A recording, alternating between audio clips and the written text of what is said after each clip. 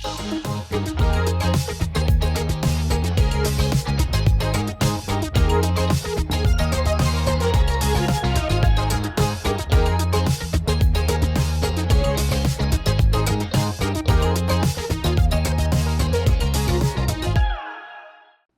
everybody, welcome back to another episode of Hot Dabs Podcast, live from New York City. Today we have a very special guest for a very special day. It is 420 and we have none other than the man himself, JP Toro. Everybody give it up for JP.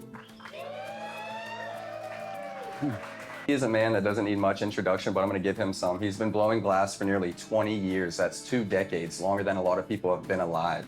And he has not only blown glass, but he's changed the entire way that we consume, from the innovative nails to the functional pieces. So today we're gonna start at the beginning, his entry into consumption, and we're gonna work our way through to where he is today and what he's working on.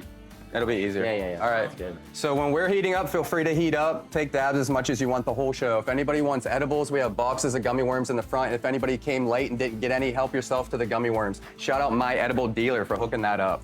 All right, JP, let's heat up. Okay. Where are you going, hot? Whatever we want today. I'll probably be around 600. Check. JP just asked, what temp are we going in at today? I said, whatever you want, but probably around 600, 650 if you want to feel alive. 650. The mic sounds better. What do you guys think? Yeah. All right. We'll use the mic. There's a lot of different electronics. You get interference when you have a lot plugged in at once.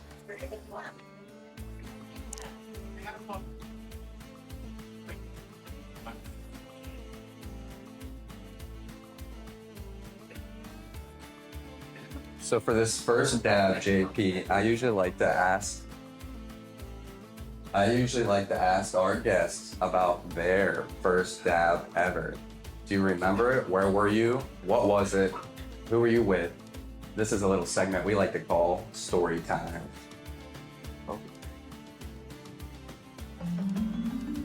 Look, I think it was like 2006. And my boy came over, and I guess he learned learned how to make BHO on the dark web, Like the Silk Road? Yeah, and because it was early on, and so he I remember he came over and he was telling the story. He's like, I thought I ruined it because I put it in the oven, and he's like, for the first time he's like, I thought I burned it all out. He purged it for the first time. Right. And so he threw it in the sink or whatever, and then he his girlfriend noticed that it made a mark, and then they pulled it out. They're like, oh my God. So they were able to save half of it. Mm-hmm. And yeah. What did you dab it off of? Was it hot nails? I think you're ready. It was hot nails. Check. Better mic. So as we take these dabs, they are of course off of Toro quartz, the finest quartz for the tastiest dabs. Treat your lungs to the best. Toro quartz. I'm gonna be going in on a slide, and that's a double XL slurper, correct? Yeah. What do you think is the biggest difference between a standard slurper and a double XL? Clearly the length is longer, but what do you think it provides when it comes to the hit? I think the difference, I think it varies for people. I think for me, the main thing is that, so for me, I like to hit pieces really hard. I just like to get it. So it tends to get, you get run off if you hit it too hard and it's just not enough room for it. But yeah, that's hot. I know. That was extremely hot. Holy fuck. So, yeah, I mean, yeah. Wow. So yeah, I just like to hit pieces really hard. So I think that, and a combination of the size of the dab and how hot you get it, especially internally, with an accessory. So it's not always the size of the dab, it's the temperature and the ratio that you go in at. Clearly my ratio was completely fucked on that dab.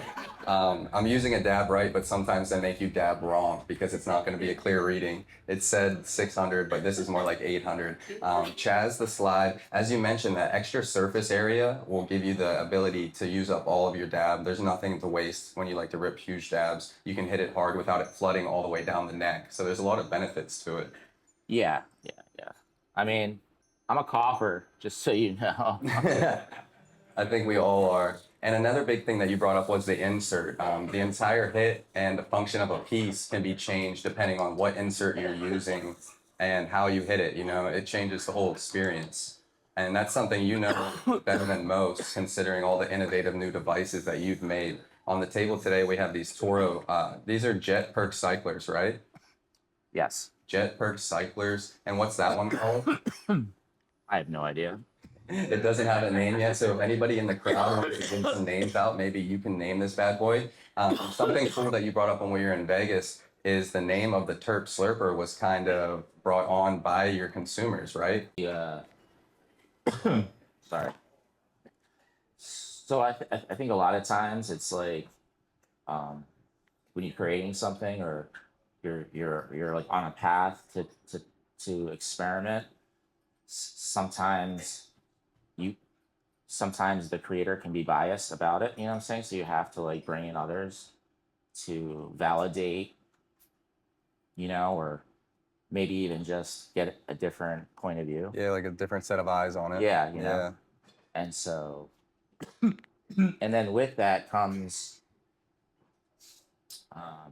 well, hey, you know, what about this and what about that, you know? And then next thing you know, you're creating something, you're building something because, you know, I get the, you know, oh, what that looks goofy. Why'd you make that? You know, it looks really hard to clean, things like that. But the idea is that I'm not trying to make life complicated. I'm just trying to chase these terps. You know what I'm saying? So that's the difference. Is that I think that, like, I'm with you guys. Like, all those, you know, growers and artists that are making these, you know, all the different consistencies of hash and forms, you know, and as that happens, I think it's our job as like, you know, the glass blowers, the engineers to like try to find different ways on how to smoke it. Yeah, how to best complement the hash. Exactly. That's a good point you brought up. I've never thought about that before, but you brought up the different consistencies.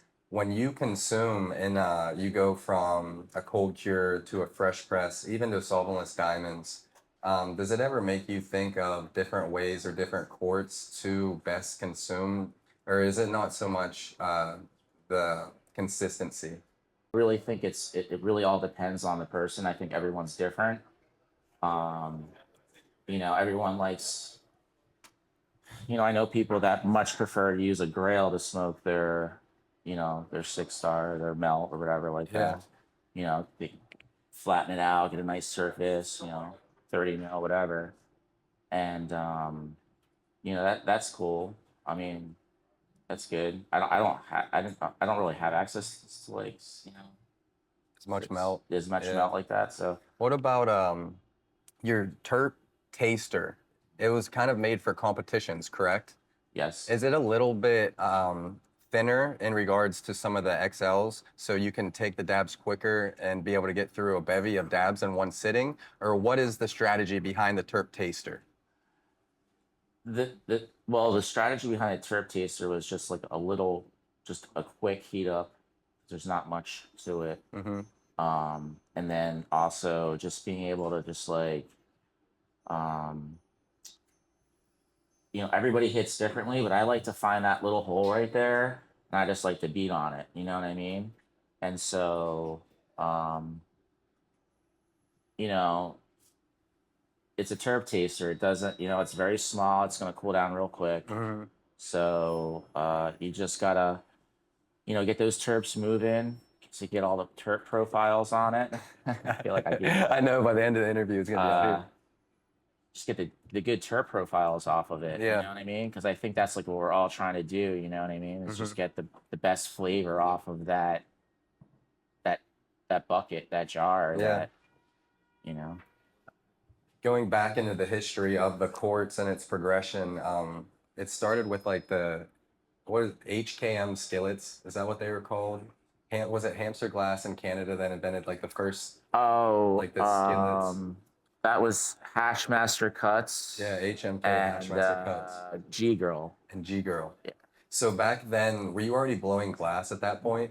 Yeah. And so did you start with like functional rigs before you ever got into the quartz?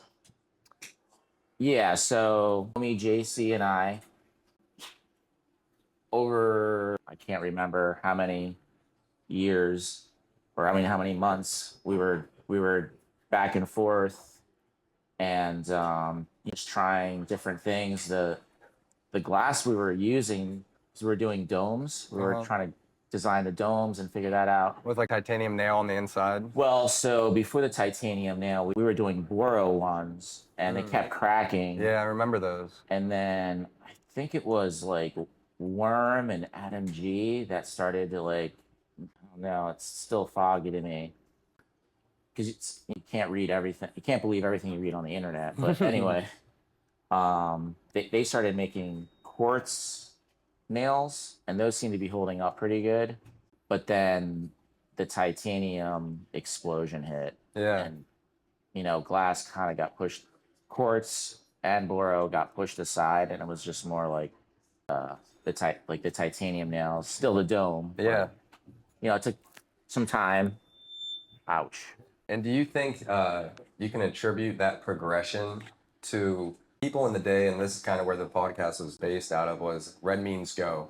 So back then, right? Everybody wasn't getting great taste. We were just shredding. No. It wasn't about that. Yeah. So do you think it was the progression of people actually realizing, hey, this will taste better if I go in cooler, and then they started to realize, hey, it might taste better if I go in on quartz as opposed to titanium or even ceramic? Do you remember the ceramic era after? I do remember this. Did you guys ever dabble in anything besides quartz? Yeah, no, Just quartz forever. just quartz. What was the first prototype? What was the first nail you ever made? The first nail I ever made? Like, you mean like as a? Well, the first nail I ever made was a dome nail, and then First quartz. and then I made the first titanium nail, and then all the stores like were like watching me online, like, and at that time it wasn't Facebook or Instagram or any of that. It was this forum called Toke City. I remember Toke City. And so stores were plugged in there because that's where the blowers were and the growers, and basically the stores were like watching what I was doing, because I was like, yeah, here, check this out, this is what I'm doing right now. And they were contacting Lenny and say, please do not send any of that shit to our store, Because they didn't think it would sell? they were like, that straight up looks like crack. Yeah. Like, it looks like they're smoking crack. Right? Yeah. So it was the beginning of the torches and that whole scene. It was, they just were not down with it at all. So, How'd you overcome that stigma? well, I think we were just like, oh, cool, we're just, that's cool. We're just going to keep it to Retail ourselves. business. We're just going to do it for ourselves. And, I think also through the grace of Toke City, because of private messages, people are like, hey, I fuck with that. I can't find it anywhere. So, and then you like make some and you do some stuff, and the word gets out. And then before you know it, the stores catch on and they're like, oh, yeah. But it's always, Consumer driven. oh, definitely. Yeah. I think, I know for me living in New York, it was really hard to find like anything. Like, we were like, on the dark web trying to figure out how to make it. You know what I mean? How long ago was this? 15 years? It was like 2006, 2000. Wow. I mean, this was like a long time ago. And the mic is actually working pretty well for us now. Yeah. Speaking of working well, I think the first dab worked pretty well, but I think it's time for another one. What do you think? Yeah, I'm down. I forgot to offer you a dab. We have all of these jars up here too. So we have all these real deal resin, but we also have a couple jars from people that came out. Shout out the Keystone Melt solventless. The stuff is absolutely fire. From Pennsylvania too. Pennsylvania boys holding it down. And also Beyond Solventless. hooked us up with this Cherry Paloma. This is one of my favorite strains. Thank you guys. So what do you want to go in on? I knew this. I'm gonna go in on this strawberry melt shake. Shout out Pure Melt for breeding this strain.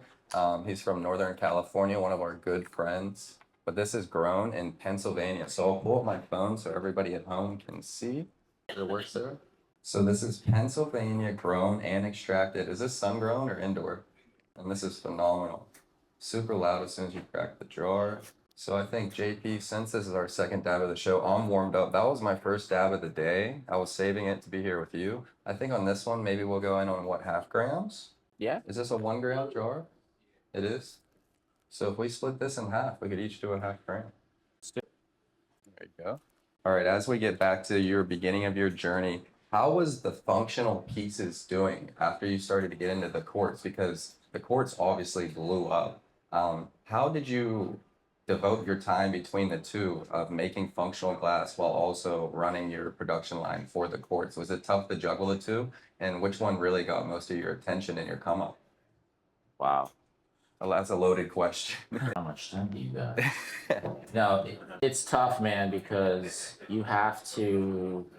Life is balanced, right? So, and some you can't do anything alone. You need a team, and that's hard because you gotta open up to people and you gotta bring them in and bring them up to speed and Depend on other people. depend on other people and Put your see trust what in them. what their strengths are, what their Mhm. So I think once you create that team, I just gotta stick with it and keep on trucking. But I'm blessed because my wife and I built an awesome team, so it allows me to not have to, um, you know, necessarily blow glass hard every day. Mhm. I can just chill.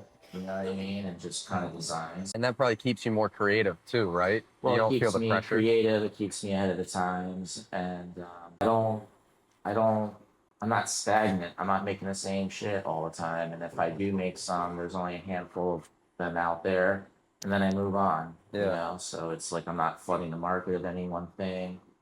If you really fuck with that design, then catch it when you can, because I might not be making it next month. You know, Yeah. you can move on to something else. It's probably the worst thing you can do as an artist, because people want. Get set in your ways. Well, people want you. They want to identify with you. They want consistency, and they want. And I'm just not that guy. Yeah. I'm always moving forward. Honestly, I'm just chasing Turks.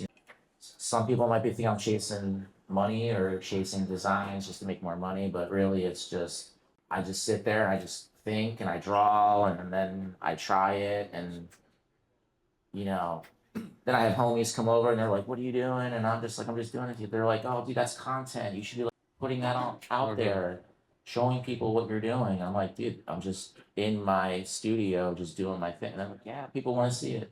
So that's just what I've been doing lately. Some of your lives look like a Hot Dabs episode. It's so crazy. So speaking of your designs, can you explain what went into the process of inventing this slide? So back to the consistency of the dabs that are out there. I was in New York about a year or so ago, and I was at the Astro Club, and someone bought some Piatello. Never even heard of it, and I was checking it out, and I was saw it was like a cake, it was moist, it had a hard shell kind of, it was really viscous, and I tried taking a dab out of it with a terps, and immediately I knew I was like, all right, that's not gonna work. And so It was just too thick and greasy to be thick, melted too greasy. properly. Yeah. I was like, whoa. I was up for the challenge, so I bought I grabbed some. Yeah. And I brought it home and I started designing. So you invested in Piatella for the research and development. Oh yeah, for sure. That's probably the greatest thing that Piatella has ever brought the world, to be honest. So you invented the slide because it enables it to be heated up and slowly trickle in, so you consume it and it can keep getting the heat. Yeah, this way any kind of, not to cut you off, but yeah, any kind of doesn't matter the consistency of it, it's going to preheat it so that it doesn't or cool down any one spot, you know what I mean? Yeah. And if you if you like hold this in there like that, like if you really Drop it down, yeah. right, it's gonna only release a little bit at a time, or you can just let it flow. Depends on how you want to approach that. It's almost like a drip coffee, where it slowly just keeps filling it up. But it is amazing innovation. Oh, thank you. Well, I mean that's Piatella. I don't even know if I'm saying that right. No, I think you are, yeah. But that's that was a consistency I liked. You don't need a freezer. You don't need to it really holds at least good Piatellas. Yeah. For anybody that doesn't know what he's talking about, Piatella is cured water hash. So you take the 6-star and you cure it similar to how you take rosin and cold cure it, and it creates a wetter, more shelf-stable product. It became popular in Europe first because they use it a lot in rolling like their spliffs.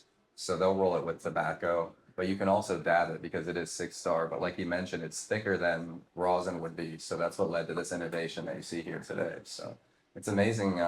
It seems like you keep saying it's for the terps, you're chasing terps, but it seems like some of the best creatives and some of the best companies come out of a passion, like they make their hobbies their career. Would you say you found a way to do that? That's a half-gram dab. Shout out Keystone Melts. That was amazing. Strawberry milkshake, single source from the boys in Pennsylvania. So while JP is torching up, I just want to take a moment to thank everybody. Thank you, Work and Roll, for hosting us. Thank you, Terrapin Terpenes, for setting everything up. There's free coffee in the back, everybody. Courtesy of Terrapin Terpenes, manufactured in New York with a dab bar. Thank you all for coming out. We got genuine melts, and we got the Hash Hole Mafia in the corner. Hash Hole Mafia. Yeah. So we got some hash holes over there, some real deal collabs. Happy 420. We are stoked that everybody could join us today to celebrate with Awake and Bake. So I already ripped my dab. I'm going to go into another one since it's 420. And JP, getting back to your story, we're just touching on how you spend your energy from ports to functionals. And you said you've been lucky enough to build a strong team around you. So it enables you to stay on the creative journey. What have you been working on lately? And is there anything that you can tell us about that may be on the horizon that hasn't been released yet? Yeah. Is there no water in it? I thought so. It was fucking dry. I just found out I've been doing dry dabs for the first 2 dabs. I'm on my last hit. I was like, I don't think there's any fucking water. Wow. Some people think that dry dabs are actually terpier. There's dry logs that are becoming very popular right now, and they think the water actually steals your terps. What's your opinion on that? I'm just gonna keep throwing questions at you. Hey, I think if it works for you and it's not hurting anybody else, then I think it's all good. You gotta, I think life is all about balance, but at the same time, it's all about flavor too and variety. Mixing it up. Sometimes the same old gets a little same old. You gotta mix it up. Gotta change it up. Change is good. And then back to the other question was, is there anything that you're working on right now that you can tell us about, or maybe on the horizon? I think right now I'm just working on getting these terps and always looking forward to new collaborations and events and stuff like that. As far as glassblowers or anything like that, I got some things always working on something. A lot of time it's just trying to get the crew up to speed. And Do you have like a sketchbook of like a bunch of crazy designs? Like, you know how Waterboy, they had the playbook that made the coach famous? Do you have something like that at your house? Just full of ideas? yeah, I think everyone has a sketchbook. Oh, it's gonna be. So that's a double XL slide, correct? Same thing that I have, just a taller, more surface area to consume the hash. And as you can see, it's perfectly demonstrating what we were talking about, how it slowly funnels more in as it goes. So you can use the full surface That area. tastes good, bro. Shout out Pennsylvania Terps, that shit is fire. Man. Keystone Melts. So JP, in this sketchbook that you have at home, is there any crazy ideas in there that you never brought to fruition, but thinking back, you're like, damn, that would have been crazy if we did that? Take a moment.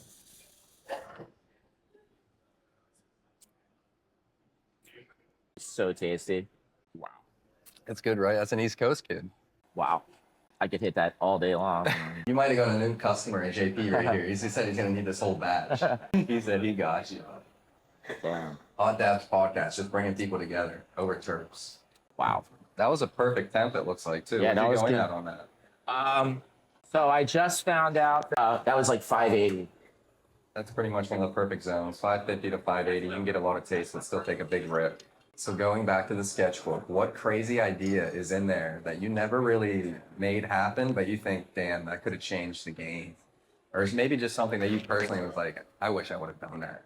Yeah. I think there's like, there's always something in the sketchbook that you can tweak or whatever, or resurrect, or go back to, and it's just like, all of a sudden there's plants out there that may not be the best weed plants to smoke, but they're the best hash plants. So you gotta go find those again and shit like that. So it's like I feel like the glass things kind of like that too. We just gotta go back. Because Revisit things. revisit things, yeah, because I hear like, oh, because of the turf slurper, certain pieces that weren't considered like good hitting pieces now hit awesome. Yeah, it completely changes it. Yeah. Completely changes the function of it. So, I think for me, it's just as far as glass stuff, I'm working on some new designs, some new glass stuff for like my personal shit, like my own glass, not necessarily Toro. Just to consume at home Just yourself. JP stuff, and nice, dude. Glad you got water in there. It hits way better with water. Yeah. Thank you. But yeah, Speaking about staying creative, are there any specific themes or things outside of the glass industry that keep you creative? Where do you drive your inspiration from? I think glass and terps are cool and stuff, but I have other interests. I like fashion. I like screen printing. I like I don't know, I like being around plants. I don't really grow, but I have friends that do, so it's kind of cool watching them process and stuff. I like to press out hash. Or melt. I like to press melt and stuff like that. But as far as other interests like that, not too much. I used to do a lot of music, but I stopped because music's kind of like, I don't know, anybody can do it now. Yeah. I feel. SoundCloud generation rappers. Yeah. So do you guys release merch? Do you ever take your hobbies and your career and merge the two of what you're passionate about? I'm just trying to feel out the market and trying to like. I talk to other people who are kind of doing it, and it's all the same thing. It's just you need like space for inventory because not everything. So I feel like if I was ever like, I'm just trying to feel it out because I think I would just like do more limited runs of stuff, exclusive, small runs. Man, I don't. My mom was a hoarder. I want like no part of that. I don't want stuck with boxes of inventory, shit. yeah. I just don't want that.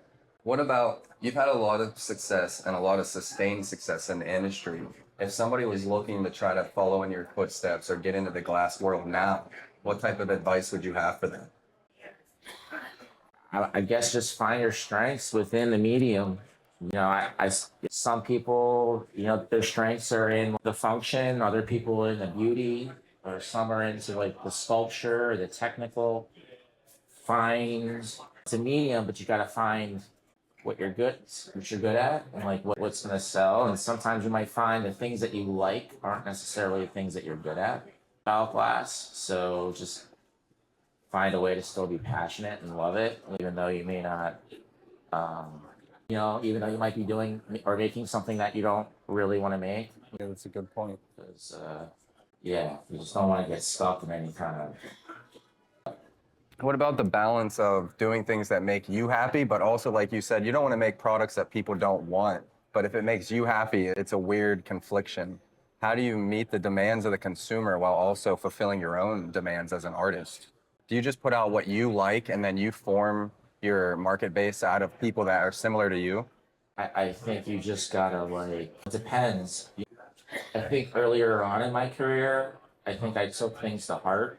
Yeah. Because I put so much into it. And I think like now I just got smarter in the sense of like, you never know what somebody wants. So don't get your heart broken. So just like, maybe like throw a bunch of things out there and see what sticks and see what people gravitate towards and what they, you know what I mean? I think it's repetitious and it's a lot of work, but you gotta just, find people within the community that you respect their opinion, whether it be positive, negative, whatever. Just gotta, it's like a shark. You just gotta put yourself out there and we all know that you learn from your mistakes. You don't really learn from your successes. Your successes are just like spontaneous. Yeah. It's like happen. You're just like, what did I do? It's like, it's like an Instagram algorithm, Yeah. really. Oh, I can't believe this. Yeah, this is what blew up. Yeah, this went viral. Yeah, but I really like so this. I think it's just like, I don't know how to open these jars. Dude.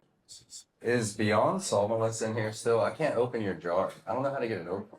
I'll tear the label completely off. It's child safety. Yeah, it's child safe. I'm clearly a child. If we can get it open, we're gonna smoke it. All right, JP, going back to the quartz line, it's blown up significantly. right. Like you just said, you don't want to put out too much of a single product or inundate the market or make yourself seem stale.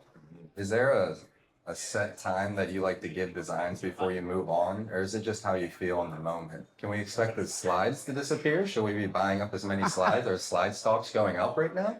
Wow, good job on the. This is the most sealed jar I've ever seen in my life. Here. It better be good. All right, Cherry Paloma. I don't even remember the question you asked me, bro. I don't remember. Do you remember what I asked him? I don't remember either. This is fire. Oh no, no. How often do you make something? I'm sorry.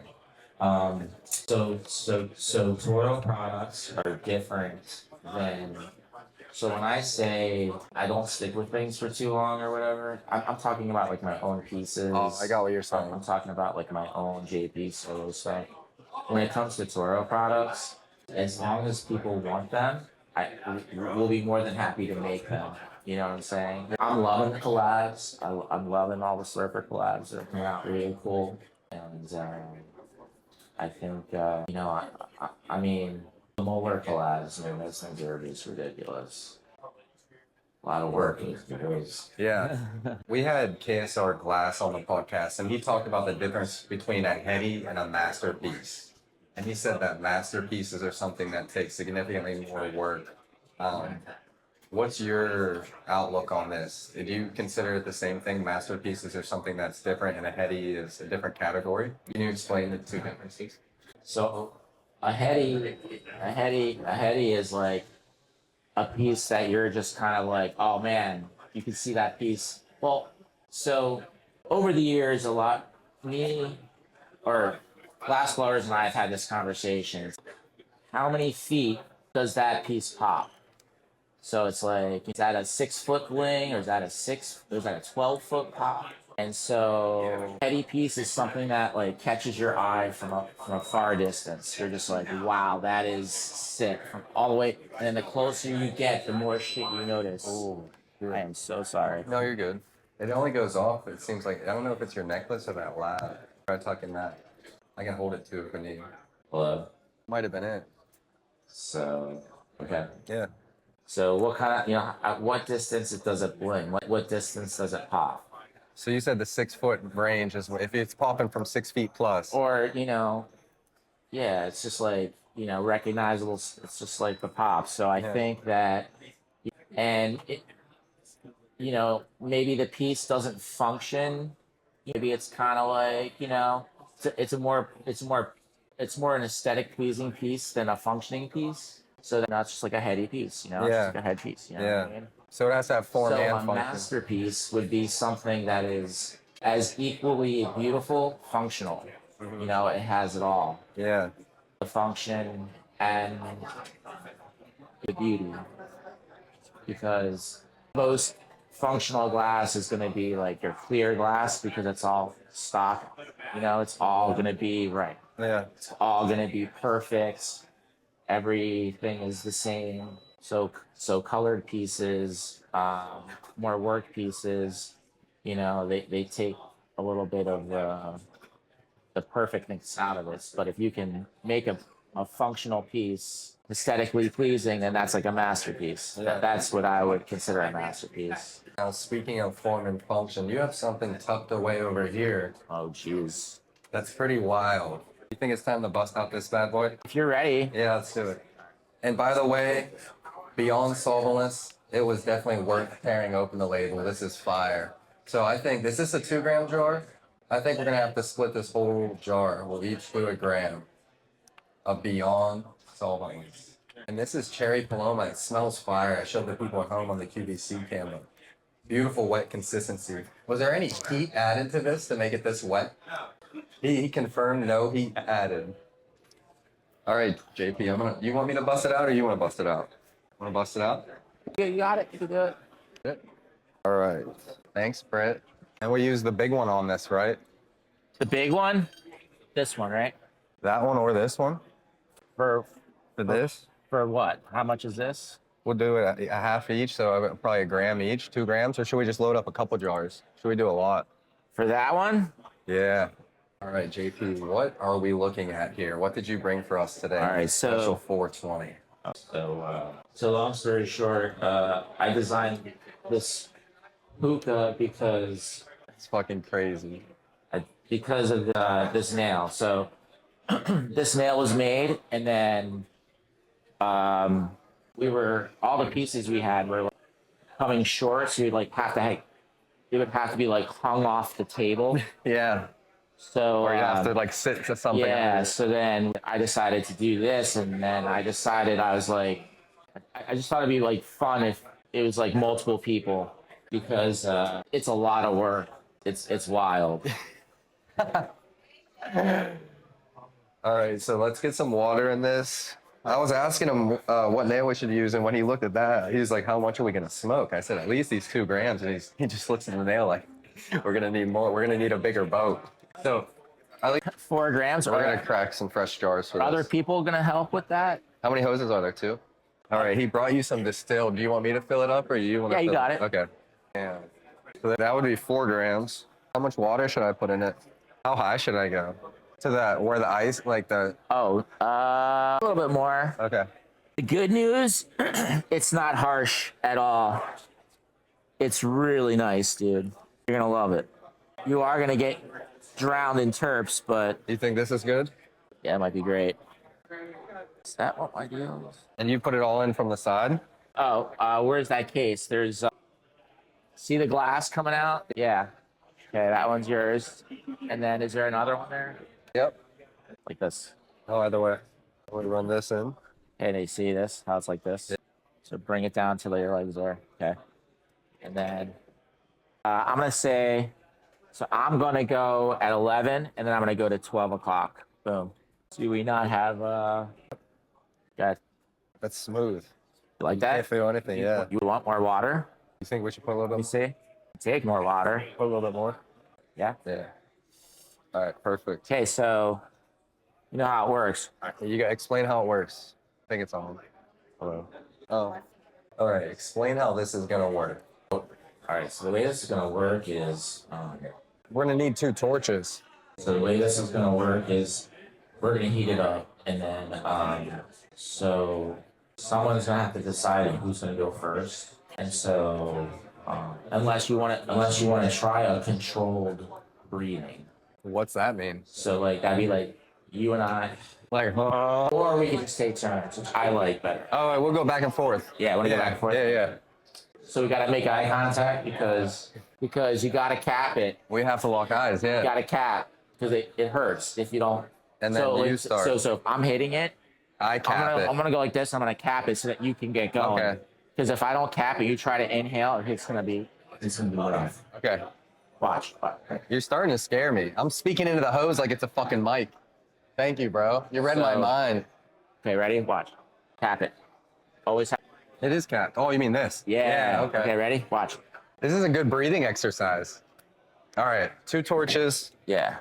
I need 2 torches for this job. So we're gonna do 4 grams. 6 grams. So I don't think it's. I think 2 is good. We can have a third on deck if you really want to. We'll just do this whole jar of Beyond Solvents. It's fun. You know what I'm saying? It's just gonna be fun. You want a 3rd torch? Or are you good with those 2? No, if you could heat up here.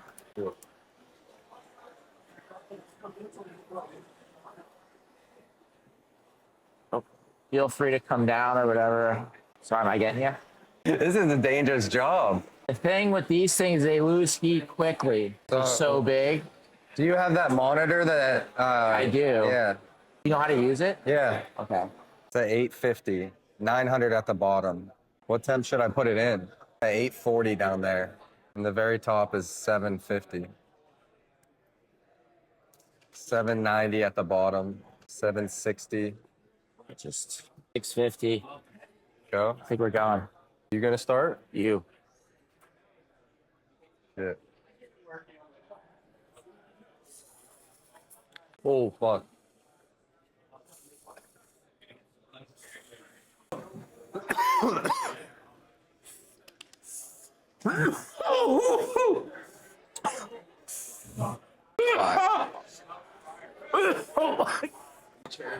By Beyond Sawdler. That was amazing. Good job, dude. Good job. This was awesome.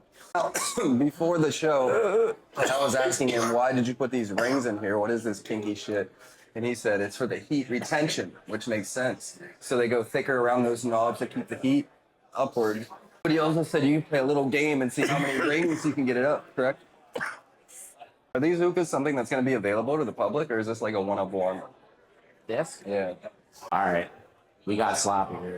If anybody wants to get sloppy, it's here. Feel free. We can pass it around. And if somebody's ever interested in anything, we can make it. How do you clean it? I'm sorry? How do you clean it? You need to make 8-inch slurper mops. I think we need to ask law mops for them. Yeah, this is, so. You need like a 12-inch ISO tank. It's not gonna fit in there. Spray bottle tech.